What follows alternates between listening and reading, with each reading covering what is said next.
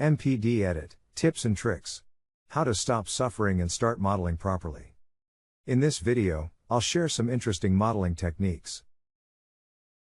First, I'll trim a beam by 250 mm from the edge using the Cut command. Select the plane and enter -250 mm. The minus sign is important, so pay attention. Next, I'll create a gusset using the Plate on Face command. This command has been completely revamped in version 1.20. I'll create the contour plate with a 10 mm offset from the polygon edge. Here's a useful tip: move the plate to the beam's central axis along the normal. To do this, select the beam centerline. I've enabled the display of beam centerlines in the settings earlier. I'll copy the first plate, which will serve as a base for the corresponding contour plate. Using the Fit command, I'll adjust the plate's geometry.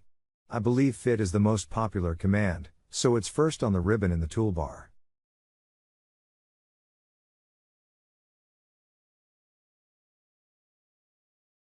I'll trim the plate at a 90-degree angle using the Split Plate command. Select the plate and a point on its contour, through which a normal line will divide the plate into two parts.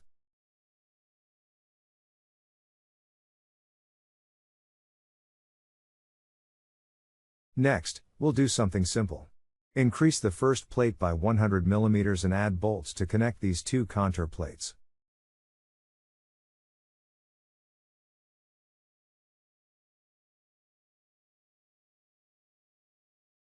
Finally, the new Cutout command is also available in version 1.20.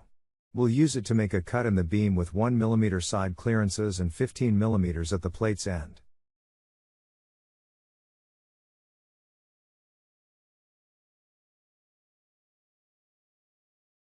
Now it's time for flanges. Again, we'll use the Plate on Face command. Create flanges and edit their geometry with the Fit command.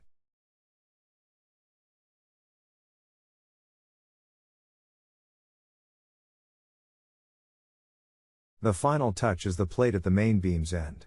I suggest you add the welds and chamfers yourself.